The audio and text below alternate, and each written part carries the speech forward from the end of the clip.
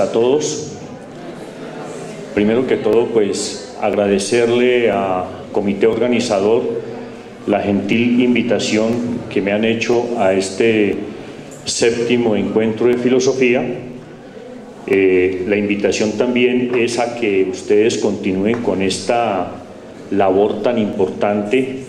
Es un evento que realmente creo que en el país no tiene parangón, sino únicamente aquí en la localidad de Tabio. Y pues finalmente pues darle las gracias a todos ustedes por darme la oportunidad de escucharme. Bueno, vamos a pasar de los camiones a una cosa pues completamente distinta, pero vamos a mirar que en el fondo estamos en lo mismo. Vamos a mirar rápidamente, de una manera pues muy veloz, una relación que hay entre filosofía, ciencia y el concepto de materia. Siguiente. Yo pienso que la filosofía debe resolver tres problemas fundamentales. El primer problema es la relación que existe entre el pensamiento y el ser. Y es la pregunta de qué está primero, si el pensamiento o la materia. Si primero es la materia o el espíritu. Esa pregunta es la pregunta fundamental de todo concepto filosófico. De acuerdo a cómo se responda a esa pregunta, uno toma una posición filosófica. Quiérase o no se quiera, los seres humanos continuamente estamos tomando una posición filosófica, así no nos demos cuenta. Quienes piensan que primero es el espíritu o el pensamiento y después la materia, pues toman una concepción filosófica muy antigua que recibe el nombre de idealismo.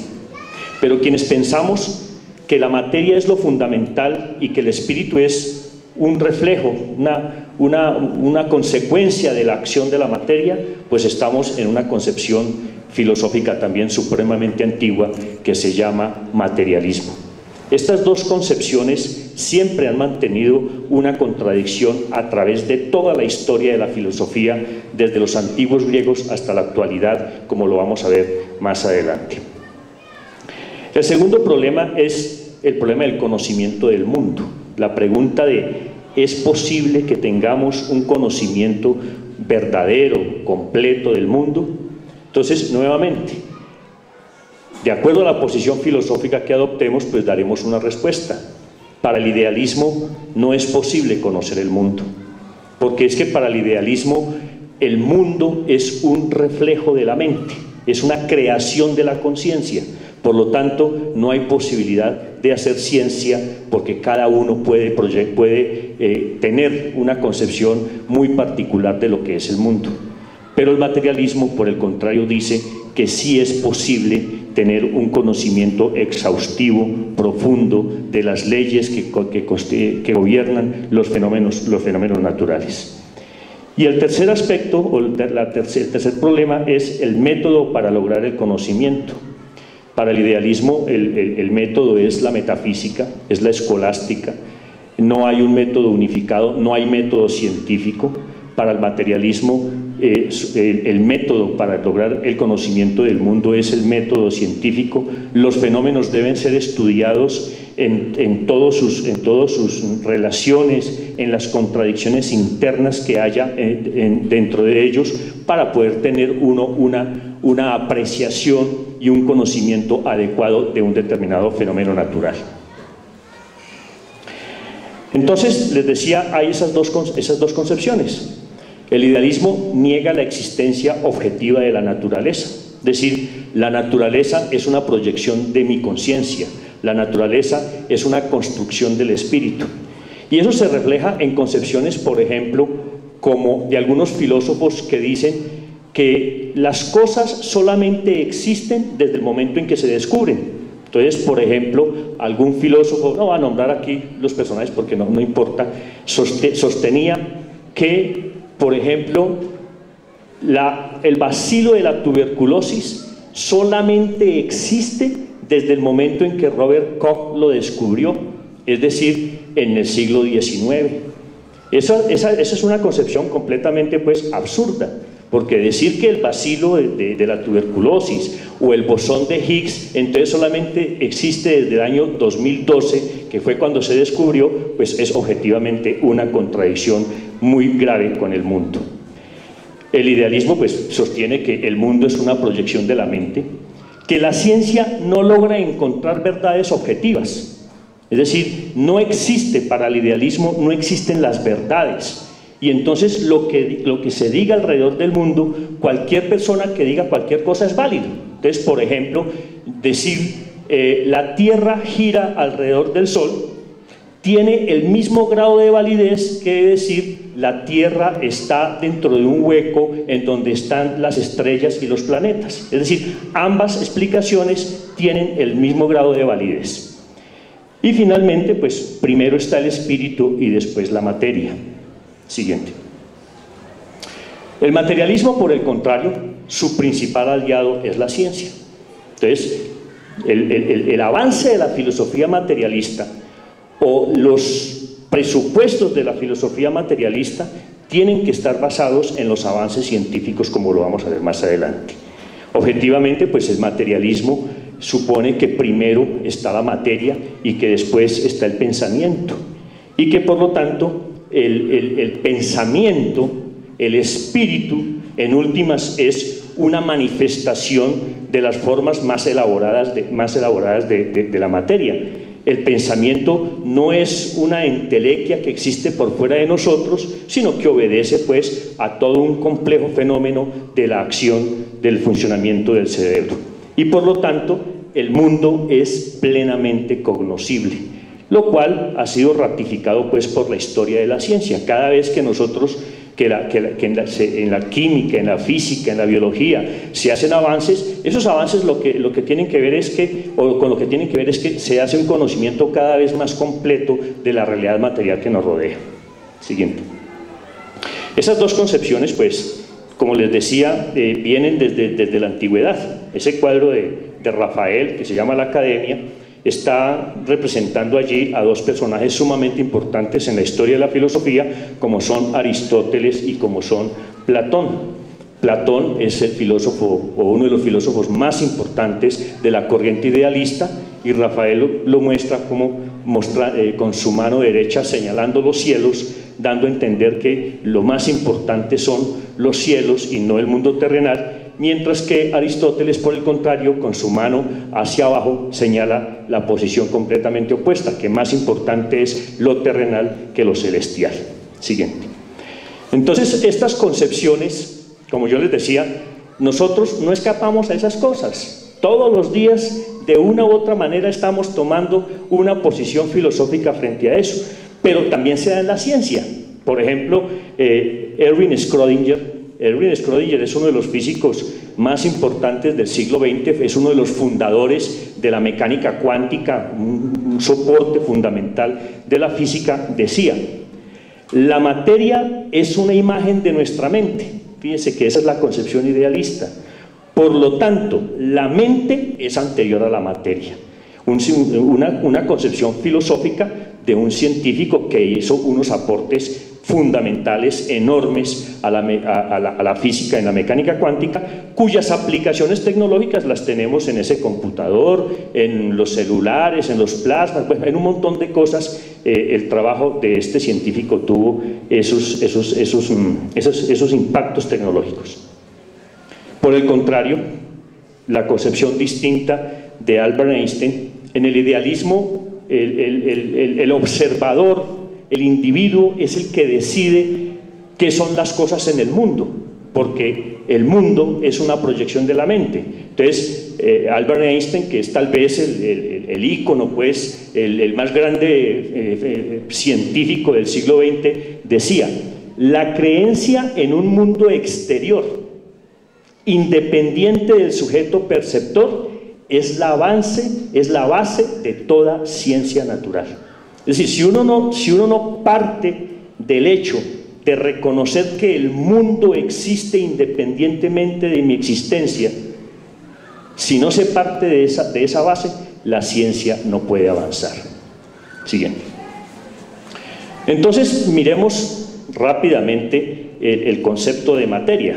Entonces, primero que todo, digamos que el concepto de materia es un concepto filosófico. Vamos a mirar la materia desde el punto de vista de la filosofía. Es un concepto filosófico para designar la realidad. Cuando yo hablo materia, estoy designando toda la realidad. Nosotros, las estrellas, las galaxias, los camiones, Santos, este colegio, toda la realidad, no solamente los objetos materiales, sino las actividades.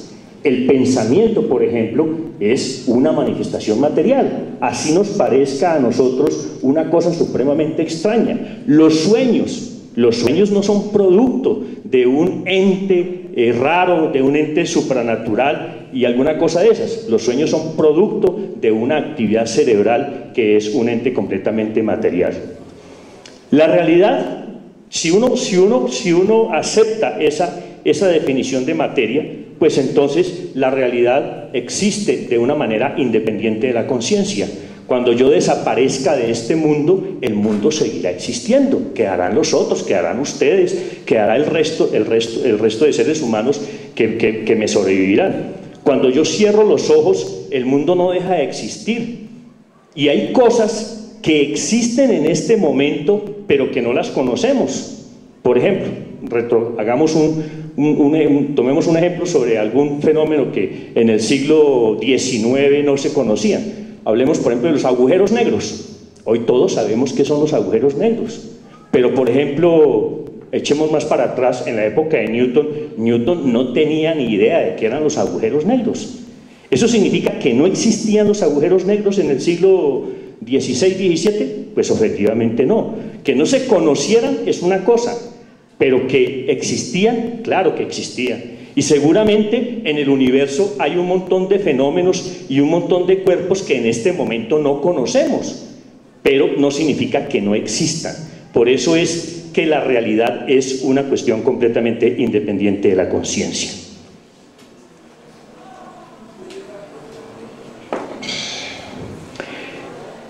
Esa realidad la captamos nosotros a través de las sensaciones, a través de los órganos de los sentidos.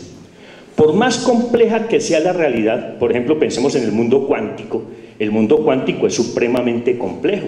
Inclusive en el mundo cuántico, el mundo de las partículas atómicas y de los átomos, suceden cosas que van en contra del sentido común como nosotros nos manejamos diariamente.